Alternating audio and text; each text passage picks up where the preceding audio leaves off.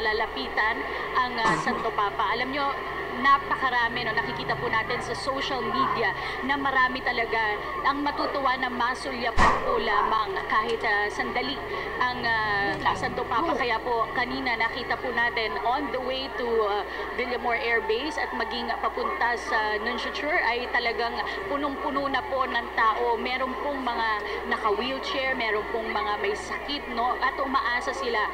Marami sa kanilang nagsasabi na kahit ipinagbawal ang pagdating ng mga o pagpunta ng mga may sakit ay umaasa sila na baka sakaling magkaroon ng milagro pag nakita nila ang Santo Papa.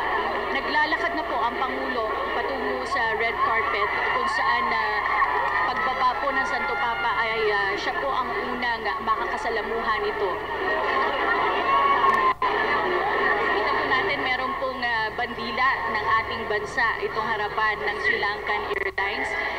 Ito po ay patungo na po kung saan bababa ang Santo Papa. Yung bababaan po niyang area, ito po yung 250th Airlift Wing. Air Force Wing sa Villamor Air Base. Matatandaan po natin na 4 na araw na namalagi sa Sri Lanka ang Santo Papa. Marami po siyang nakasalamuha doon. Isa pong mahalagang trip din para kay Pope Francis ang pagpunta niya doon. Matatandaan po natin na ilang dekada na nasadlak sa kaguluhan sa civil war ang bansang Sri Lanka. Meron pong 1 milyon, 1.2 milyon Katoliko sa 20 million, mahigit 20 million na population ng Sri Lanka. At marami rin po ang nagpunta. Inaasahan po natin na sa kanyang magiging concluding mass sa linggo ay kung noong pong pagdalaw ni Pope Francis noong 1995 ay 5,000 tao ang dumulog, 5 milyon tao dumulog dito po sa magiging misa niya sa linggo ay ang estimate po ng pamahalaan ay 6 million people ang tutungo po sa Luneta at sa mga kalapit lugar para po makisali sa concluding mass. Yun po ang magiging huling aktibidad ng Santo Papa sa kanyang 5 araw na pagbisita dito sa ating bansa.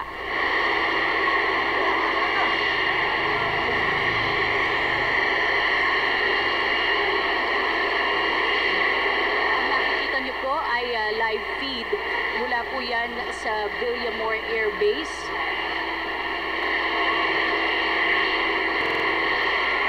Sado 5:30 po, around 5:55 ng dumating sa bansa ang sinasakyang aircraft ng Santo Papa.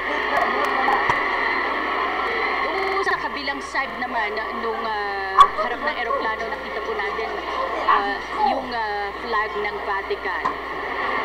At ito po ay nakikita natin yung ating flag.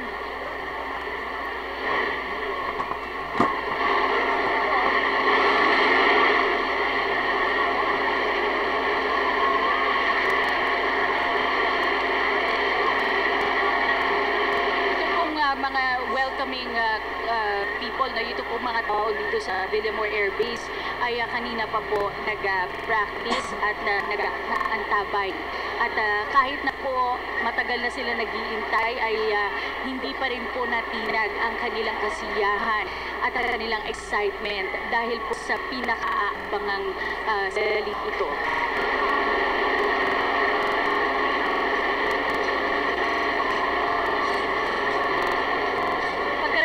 Ng Santo Papa at pagkatapos po ng arrival o welcoming ceremony na igagawad sa kanya ay tutungo na po siya sa Nunciature. Ito po yung residence ng Papal Nuncio na si Giuseppe Pinto. Doon po nakatira at doon po siya mamamalagi sa Papal Nuncio habang nandito po siya sa ating bansa. Marami pong aktibidad ang inihanay para makita, makasalamuha ng Santo Papa ang ating mga kababayan. At isa nga po sa pinaka-highlight niyan, yung pagpunta niya po sa Sabado sa Tacloban at sa Palolete kung saan personal po niya makakasalamuha yung ating mga kababayan kababayan doon na nabiktima ng Super Typhoon Yolanda at maging dun sa kanyang lunch ay meron din po siya makakasama rin na mga kababayan natin na biktima naman ng malakas na lindol sa Central Visayas noong 2013. Anticipation. Alam ko excited na po kayong makita yung pagbukas ng front door ng eroplano at makita ang mukha ng Santo Papa. Kung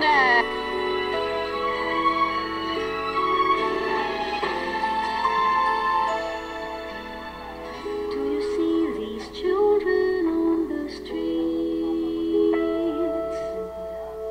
Have you walked the pavements where they sleep? Do you feel their hands when you give them arms? Did you ever give them bread to eat? Have you seen their hearts?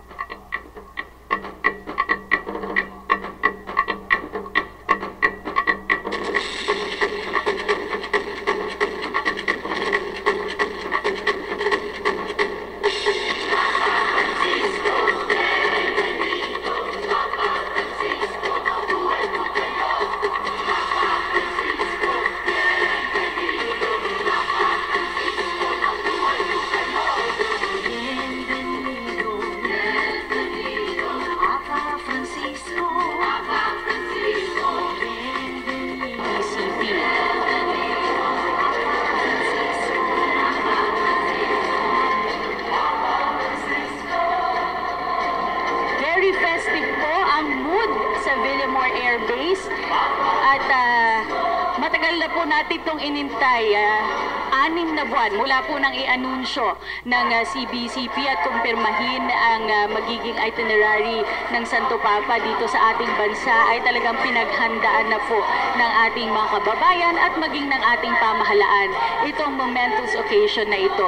Ang makikita po natin, ang magwe-welcome po sa kanya ay mga kadete po ng Philippine Military Academy. Hindi po katulad nung usual na honor guards, yung composite po, iba po mula po sa iba't ibang sangay ng Armed Forces of the Philippines. Ngunit ngayon po, ang nag-aabang po at magbibigay ng welcoming honors ay yung mga kadete po ng Philippine Military Academy. Mga kabataan po, karamihan, no? 1,200 youths ang nag-aabang. Alam po natin na malapit po sa mga kabataan si Pope Francis. Kaya po ito rin po ang isa sa dahilan kung bakit kabataan din po ang siyang unang magwe-welcome sa kanya dito sa ating bansa.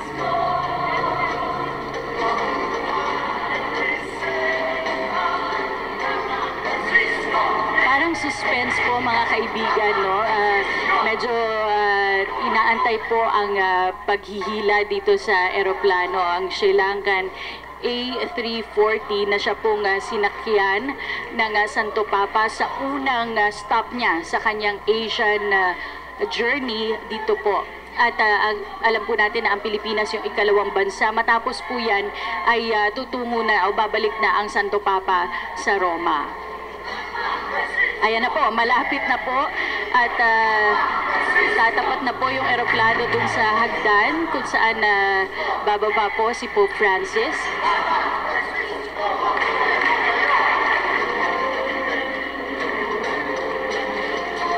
Maging yung mga nasa labas po ng Villamor Air Base, nakita po natin kanina, meron po silang mga malalaking LED screens, no, para makita po nila yung mga nagyayari dito po sa loob ng Villamor Air Base.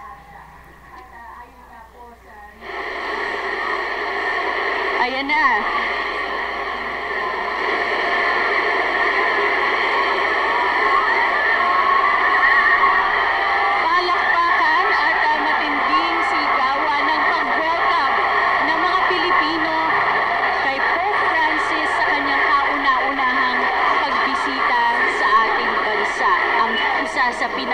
malaking Catholic nation sa Asia.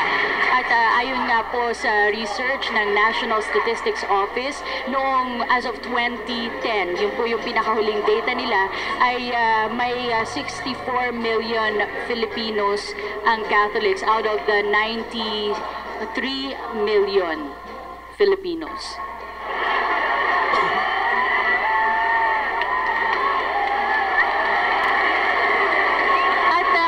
Po ang isang dahilan kung bakit maraming tao dun sa ruta na nag-aabang kay Pope Francis ay dahil po open vehicle ang kanyang sasakyan. Sasakyan po niya ang Pope Mobile na inihanda po para sa kanyang pagdating. Bukas po ang gilid, harap at likod ng Pope Mobile. Kaya po may pagkakataon po na makita ng malinaw ng taong bayan ang Santo Papa habang siya po ay lulan ng kanyang Pope Mobile. Ito pong pagiging open ng Pope Mobile ay upon the request of Pope Francis himself. Ang sinasabi niya, gusto niya bukas ang gilid nito para meron siyang pagkakataon na makisalamuha sa mga tao.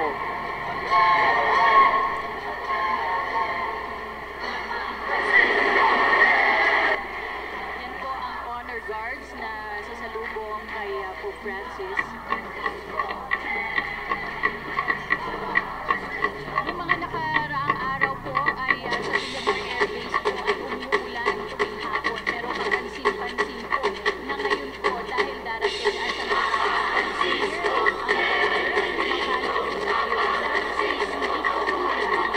maayos natin na maiwe-welcome ang Santo Papa sa ating bansa.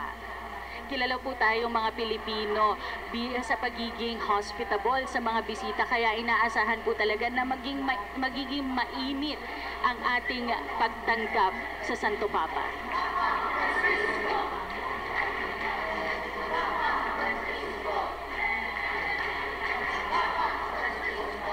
Ilang linggo rin pong nag-practice ang mga performers na siyang sasalubong ngayong araw kay Pope Francis. Kanina po nakita po natin, meron pa po silang mga payong na meron po silang formation ng ating Philippine flag. Pero yung mga payong po yan, pag uulit po ng CBCP, hindi po maaaring magdala ng mga payong sa ibang mga misa ni Pope Francis. Ngayon lang po pinayagan yan dahil yan po ay kasama sa performance ng kabataan na siyang sumasalubong po sa Santo Papa. 5:48 na po ng hapon.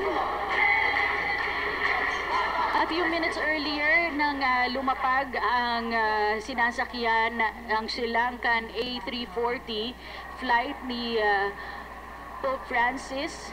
Yan po yung days, dyan po mamaya tatayo ang Santo Papa katabi ang Pangulong Benigno S. Aquino III. Matapos po siyang ipakilala dun sa mga miyembro ng delegasyon, dyan po sila tatayo at saka po patutugtugin muna yung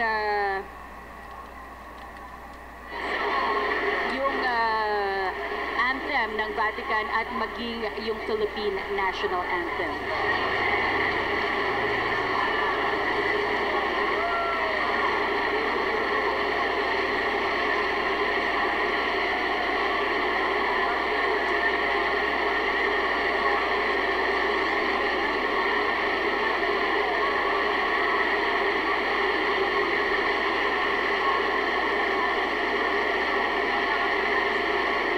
Suspense na nag-aabang with bated breath ang mga tao sa Villamor Air Base. Ayan po, nasilayan na po natin mula sa bintana si Pope Francis at napakalaki po ng ngiti niya sa kanyang mga labi. Mukhang tuwang-tuwa po siya sa magandang welcome na igagawad sa kanya ng ating mga kababayan. Overwhelming sense of joy ang nararamdaman ng mga nag-aabang sa pagbaba ng Santo Papa. Marami po nagsasabi, buksan na daw po ang pintuan para makababa na at makita na nila ang Santo Papa. Sigurado po ako kahit kayo po na mga nanonood sa inyong television screens ay talagang excited na rin dito sa panahong ito. Alam po natin na holiday po ngayon, kaya marami po sa ating mga kababayan ang nanonood. Hindi po holiday para sa amin, pero okay lang po, ginagawa po namin ito dahil isa pong karangalan ang maging bahagi ng isang napakahalagang okasyon na ito.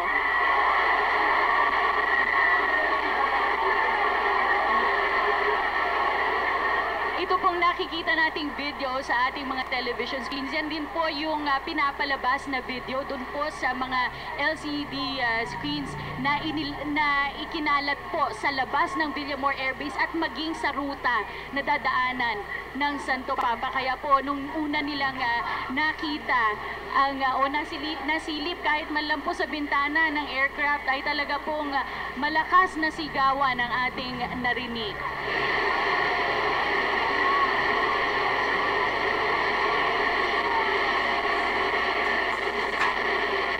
Excited na rin po ang Pope, no? Nakita po natin na panay ang kanyang pagsilip sa labas, no?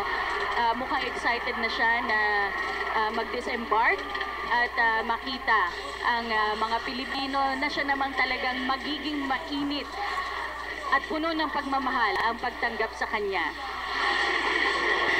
Marami po ang nagsasabi na ang Santo Papa ay parang ano na rin, kung sabi nga ng taong bayan, pag nakita na daw po nila ang Santo Papa, para na rin daw pong nakita nila ang si Jesus. Ganun po kataas ang pagtingin ng taong bayan. Ito po nga nakikita natin eksena, yan po ay mga tao sa labas ng Villamor Air Base. Hindi na po mahulugang karayom ang pagkakasiksikan ng mga tao. Puro po nag-aabang makita, masulyapan ang Santo Papa.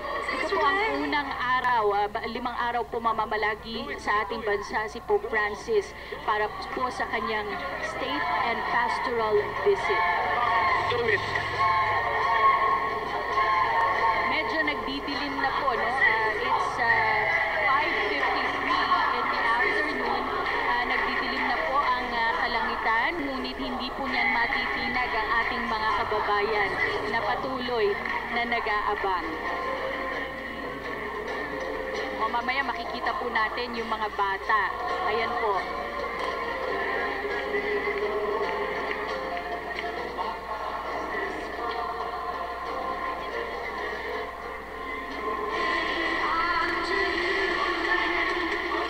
Ayan po. Tuloy po kayo sa aming tahanan, tuloy po kayo dito sa aming bayan. Welcome to our land, welcome to the Philippines. Come on, Vicar of Christ.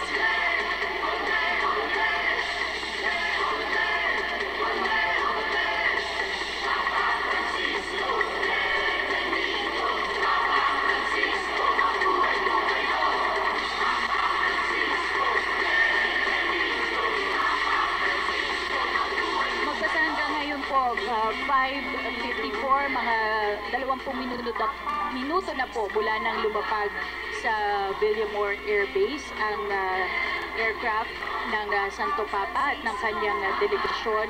Hindi pa po lumalabas at gaya nga po na aking nabanggit, medyo maghihintay po tayo, konting-konti na lang po mga kaibigan ang ating magiging paghihintay sa pagbaba po ng Santo Papa. May mga protocol po kasing sinusunod sa mga ganitong pagkakataon, kaya po hindi po agad-agad na makakababa ng eroplano ang Santo Papa.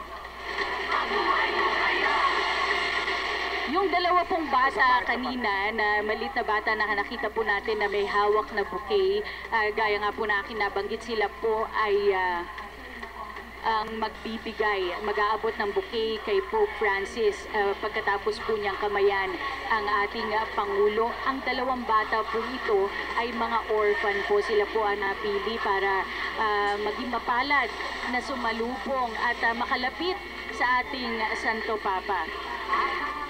Yung eksena po sa labas na nakita natin, meron pong mga inihandang mga concrete barrier. Maging dito po sa Villamor Air Base, nakita po natin mga asul na concrete barrier. Hinanda po ang PNP at AFP na mga barriers. At paalala po nila dun sa ating mga kababayan na nag-aantay sa mga ruta, huwag po kayong liliban at huwag niyo pong itutumba itong mga concrete barrier na ito dahil hindi po maaaring salubungin at dumugin ang automobile para hindi po maantala ang pagbibiyahe ni Pope Francis. At ayon nga po sa PNP, aarestuhin at papatawan ng multa yung mga magtatangkang gumawa nito.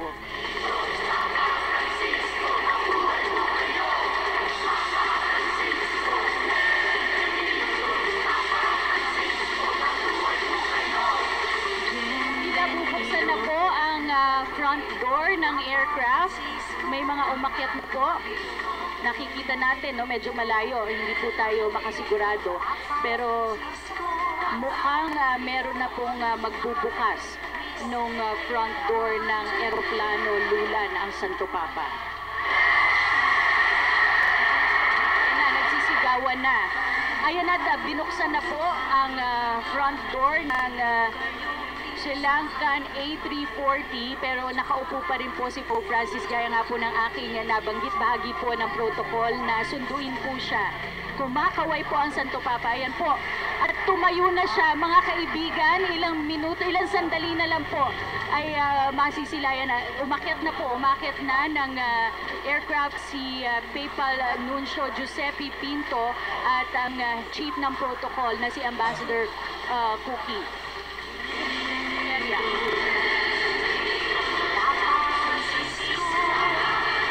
Susunduin po nila sa loob si Pope Francis, matapos po yan bababa po muli si Ambassador Feria. At matapos po ng pagbaba ni Ambassador Feria ay bababa na po mula sa eroplano si Pope Francis.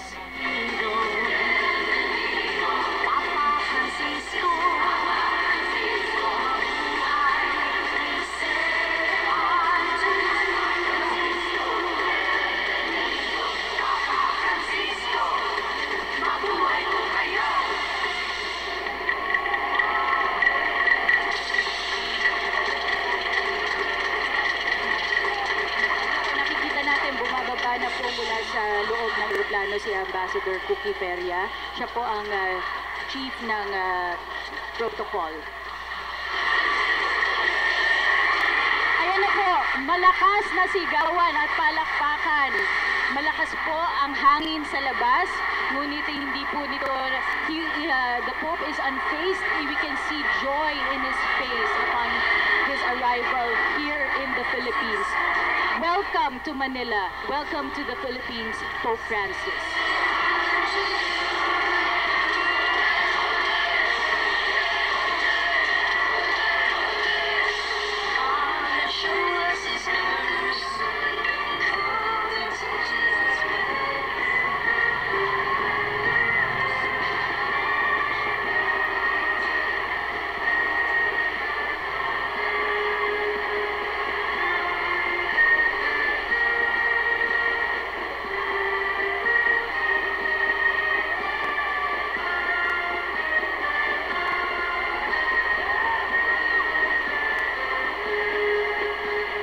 Tatayo na po sila sa dais at tutugtugin po ang Pontifical Anthem, matapos ito ang Philippine National Anthem.